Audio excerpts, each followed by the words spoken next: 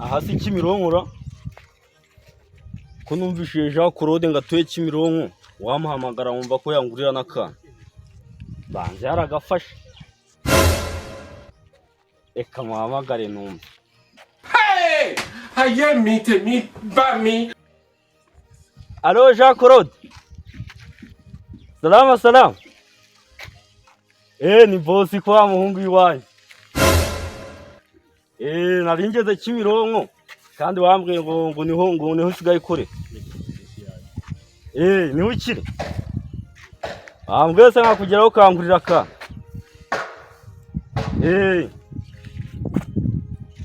ngo ndebe ku nzu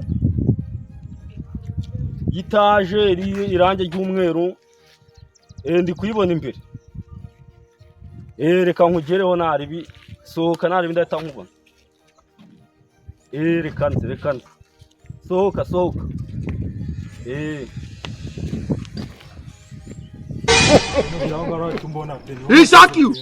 maze gukingura none ahanga ndi imbere y'inzu banguka nta kibazo rwose. Okay, cyaba nawe ako si ubuno nawe ko niyemeye ubundi abigenze koko ubona ariyemeye ngo ndi umukire none ndebera ahantu ibintu bigeze na mama wanjye zi ngo ndi umukire ubu se ndaza kumubwira ngo kikana bati ariko nta kundi ndaza kumubwira ko aya mataje yose ari ayanjye ndabwira ko boss yagiye hanze ari byose ari ngewe bikontorora nta kibazo nabanguka nubwo ndaba boss nawe agiye guhitaza ubungubu kandi mbinegereje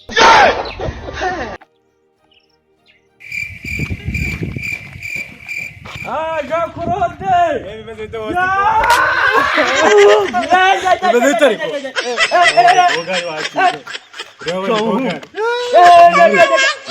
hano usigaye uba urubona bise boss yaragiye yarayitije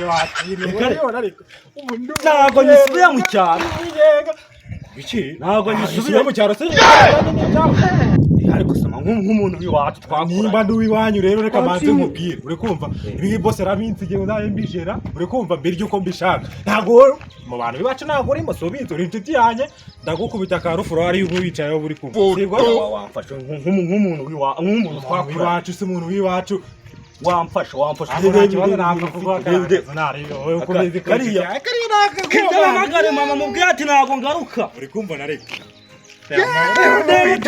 yamusiba bagaza ariko wazindo kumbura nta nkweto wambaye izi ngizi nizo mu rugo uri kuzibona aho ugira ngo wambare nk'izo zawe uzi umuntu wajyanye mu misozi oya uri mu rwambara bodaboda oya izi bazita zizaguriwe mu Rusiya uza amadolari zihagaze mare uri kuzibona wakene ziramenyerera ubwo se uri kumva wowe ariko ahubwo rero ari kumva reka nze nkereka akantu nyine nagwa nk'umuntu twakuranye w'inshuti yanjye ariko mani nawe ntuzagene ngo ubwire mu rugo ko mfite ibintu byose bazaza ku ndavuga ko ufite itaje itaje mwese yonyine ndavuga ko ufite nk'akadege nyine gagende ubirere gutya nyine iwe babantu ako kantu nta kibazo ubwo nyine urabyumva reka nje kukareba kaza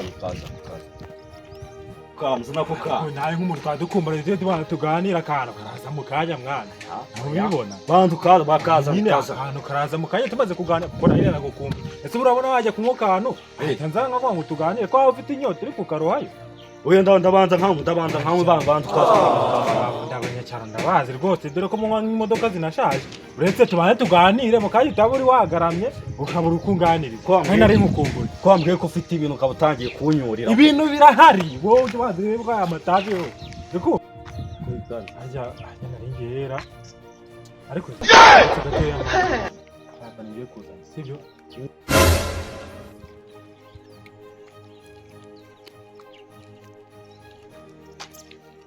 umuntu akadogo yakinze yagiye hehera Kadogo vayo hano mubwire man wino hano nkwereka akantu nkorera kabisa wewe bise kadogo ndamuzi jewe wewe bise kadogo wapi jura ntago muzi mwana nayingize ngo ni wowe urabona uriyaza we ntabwo wemba ndi kubwira ko abantu b'iminsi cyangwa b'iminsi kimutamu ukuwe ni boss wa ni mari nari bini telefone na sibyo Usibona boss wabwiye ko yagiye. Nyine mani ureka tujye kuza kuvugana. We tugende we. Umwana ibyo wambwiraga. Ya. Reka Jean Claude atubwiraga ngo yaragafashe mu mujyi. Hinze ntahe mbwire mama we ngo nayo byaranze asigaye yoza ibyombo n'ikaryasi. Ndabivuga noneho dahita muzana ahantu asigaye abo.